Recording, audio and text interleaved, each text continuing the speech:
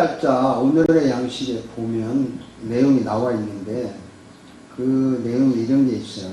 아리안 아벨라라는 아가씨인데 태어날 때 양쪽 손가락이 이렇게 붙어서 또 손가락이 없거나 이렇게 태어나고 왼쪽 다리가 또 없이 태어나요. 그리고 오른쪽 발가락도 없어요. 자, 이렇게 태어난 아가씨가 음악을 굉장히 좋아해요. 그리고 음이 그 소프라노 높은 음을 내기 때문에 아주 노래를 잘했어요. 그렇지만 자기는 음악가 대신에 행정학을 공부하겠다 해서 2004년에 18살 때 스미스 대학에서 행정학을 전공했습니다. 근데 어느 날 그 학교 합창단 교사가 이 아벨라 보고 지휘를 좀 해달라는 거예요. 너 음악 소질이 있으니까. 그때부터 이 아가씨가 내가 할 일이 따로 있구나. 그걸 알게 돼서 이제 지휘자로 활동을 했습니다. 교회 찬양대 지휘자도 하고. 현재까지 이분이 그 아머스턴 대학의 웨인 웨스트스테이트 대학의 디트로이트 여성 합창단, 디트로이트 저스 합창단 지휘자로 계속 활동하고 있어요. 아주 유명한 사람이에요. 이분이. 사진 한번 볼까요?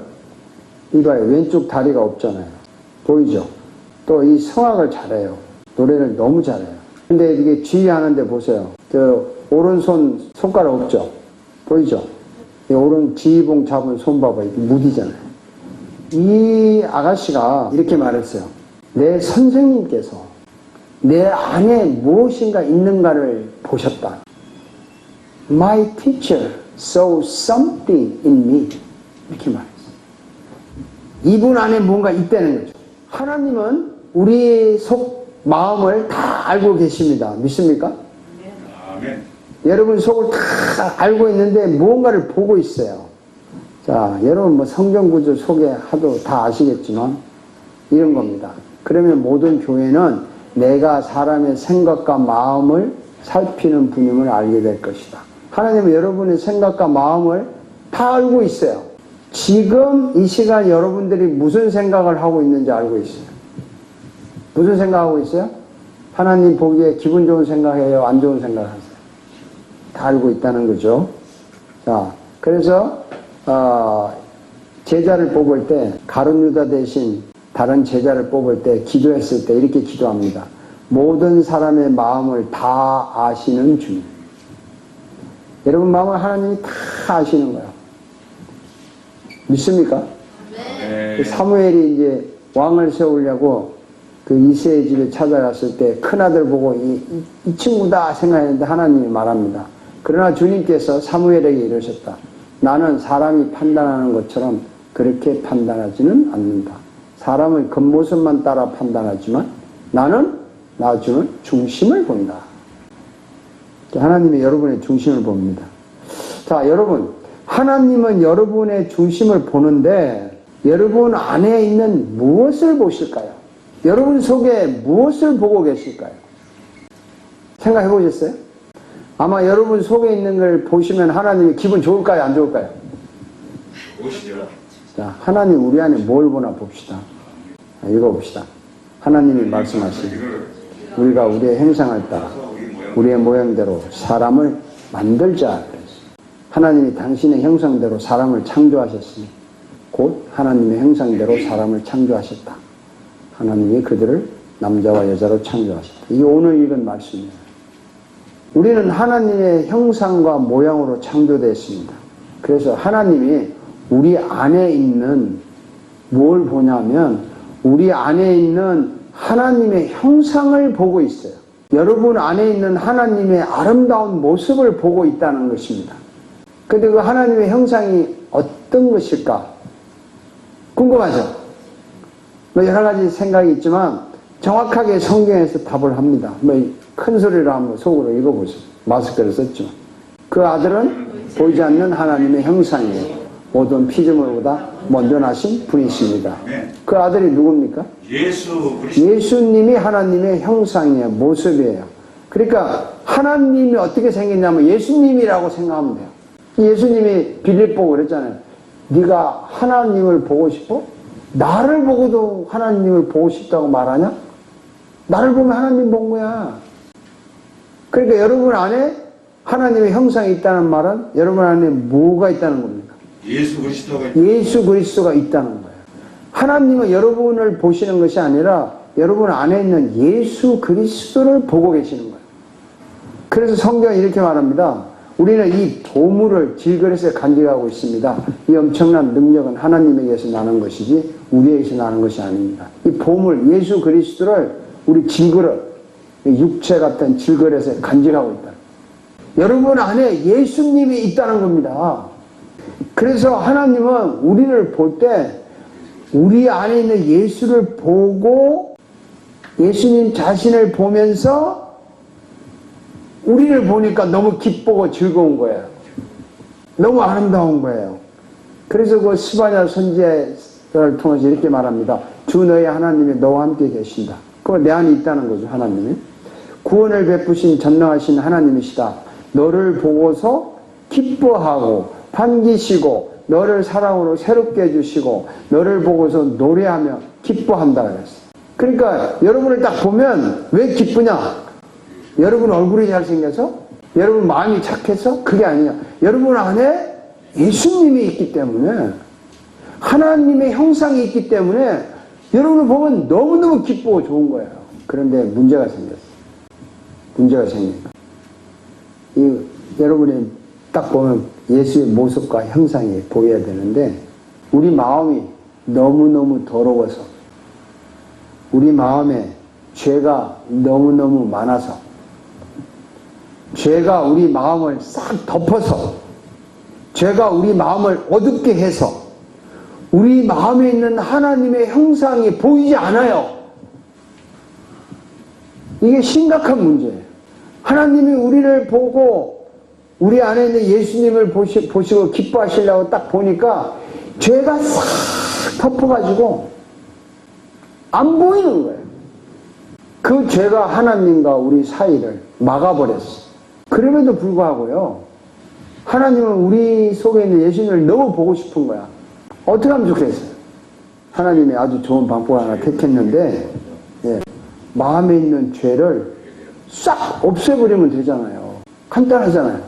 그러면 하나님의 형상, 모습이 보일 거 아닙니까? 그거 아주 멋있는 거죠. 그래서 하나님이 죄를 없애는 아주 좋은 방법을 하나 선택했어요. 그게 뭐냐면 구약시대는 죄를 없애기 위해서 이 소나 양이나 염소나 비둘기, 그것도 돈 많은 사람은 소, 양, 돈 없는 사람은 비둘기 가져와서 그 동물에게 죄를 뒤집으시고 그 뒤집으시는 표로 거기다 내가 죄인이잖아요. 죄를 지었잖아요. 그러면 나는 돈이 없어서 비둘기를 사왔어. 비둘기를 가져와서 비둘기 머리에 손을 대. 그럼 하나님께서 네 죄가 손을 댐으로써 너로 옮겨졌다고 하나님이 인정을 하는 거야. 그래서 내가 이 비둘기를 직접 죽여. 그래서 이 비둘기가 내 대신 죽은 거야. 지금. 이거를 하나님 앞에 제물로 바치는 거야. 뭐 소를 가져왔어. 그럼 내가 소 머리에 손을 대. 그럼 내 죄가 하나님이 너 네 죄를 소에 다 옮겼어. 네 손으로 소를 죽여. 내가 소를 죽여. 그래가지고 각을 뜨고 살을 걸고 해가지고 제사장에게 주면 제사장이 그걸 바치는 거야. 그렇게 해서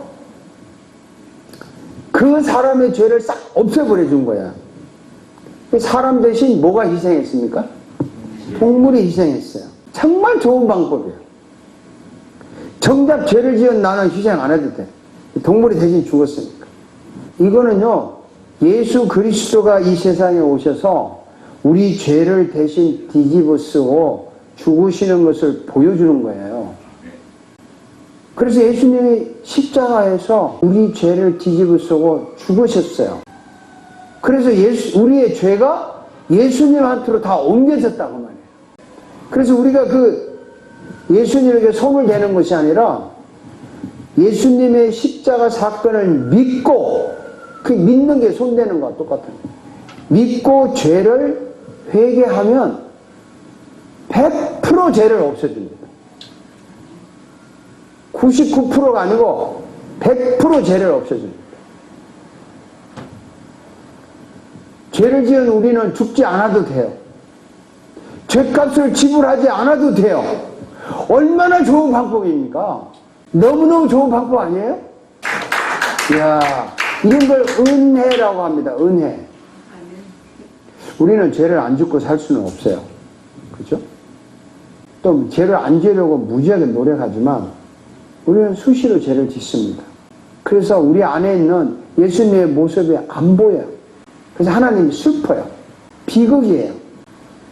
그러니까 우리가 죄를 지을 때마다 우리 예수의 모습이 안 보이니까 하나님이 슬프니까 우리도 슬프고 우리 인생이 슬퍼지는 인생이 되는 거예요.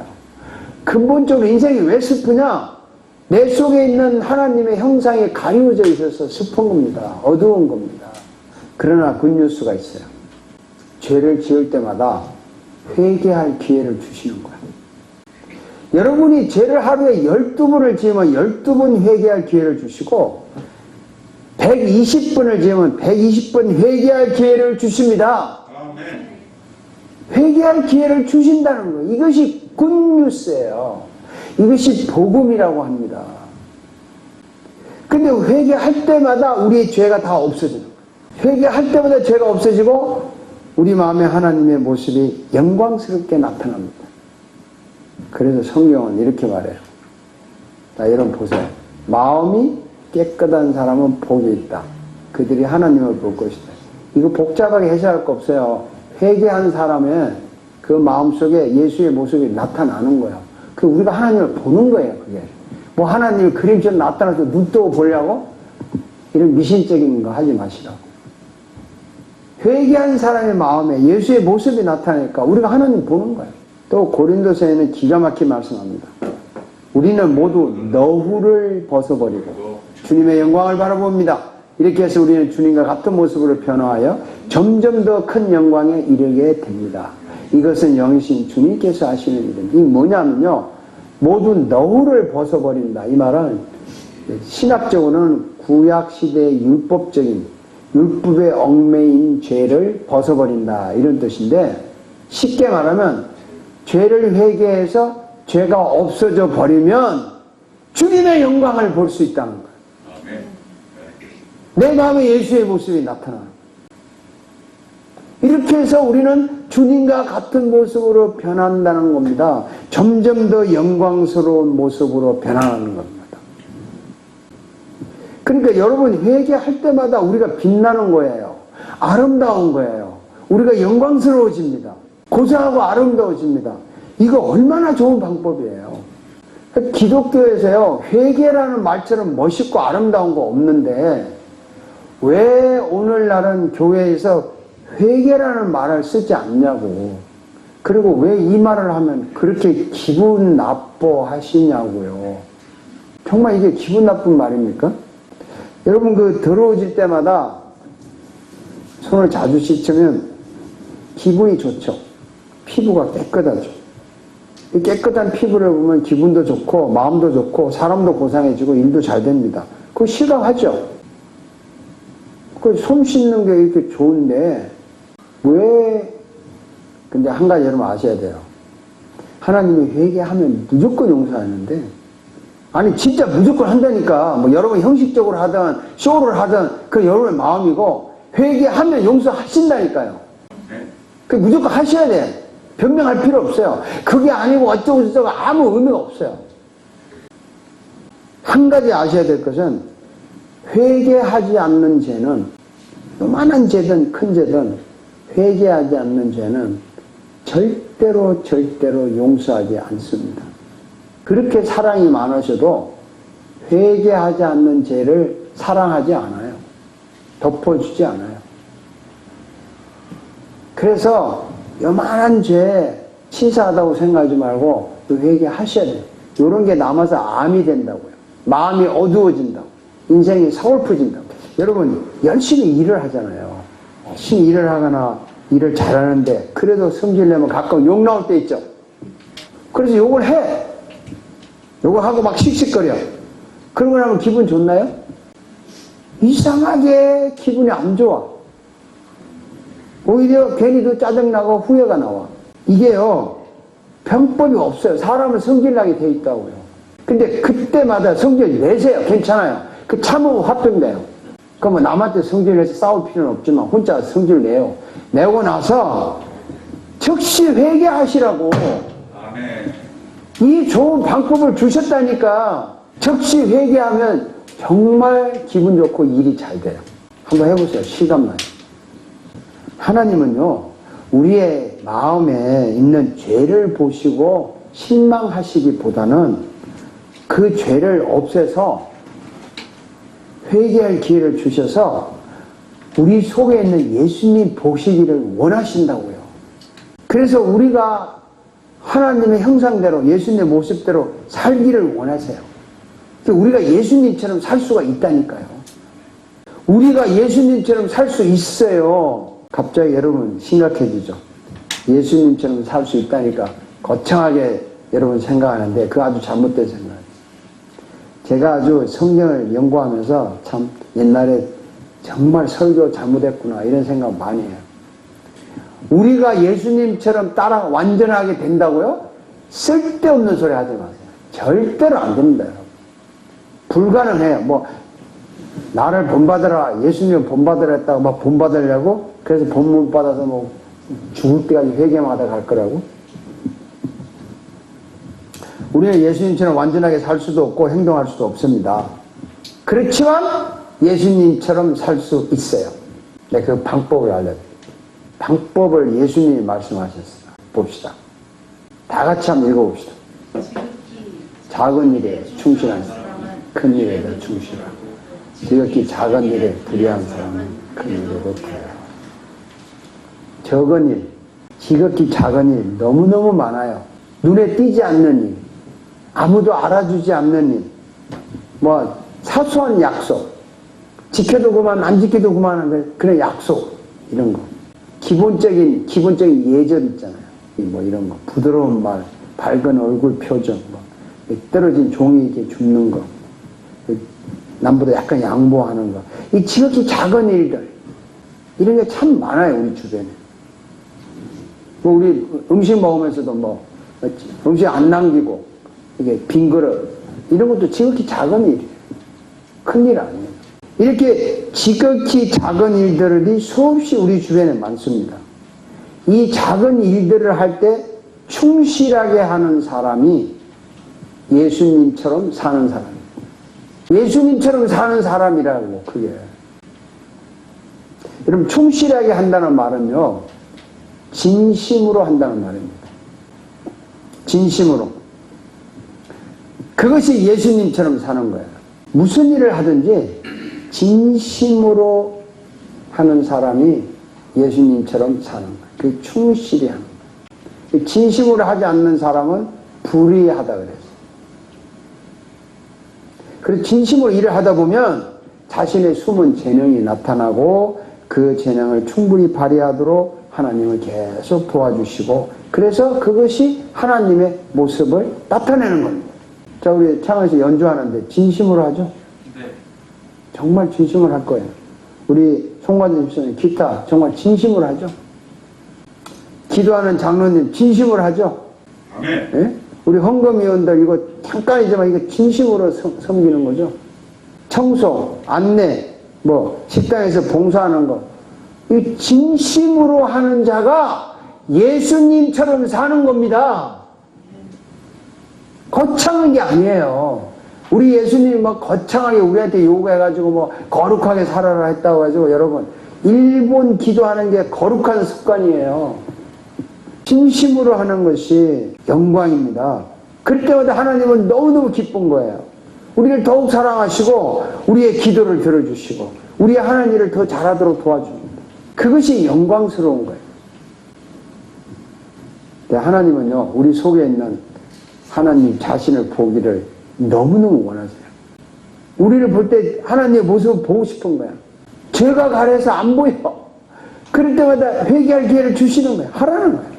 수시로 회개하면 형상이 보여요. 그래서 그 예수님을 보여주는 삶, 예수님의 삶을 살게 되는데 그거는 진심으로 하는 삶이에요. 진심으로. 여러분은 예수님처럼 살 수 있습니다. 확실합니까? 아멘. 여러분 예수님처럼 살 수 있어요. 왜? 예수님처럼 진심으로 일을 하니까. 그리고 수시로 회개하니까. 이게 복음이고 아름다운 거예요. 그 여러분 오늘부터 나는 예수님처럼 살 수 있다. 나는 수시로 회개한다. 내 속에 하나님의 모습을 보인다.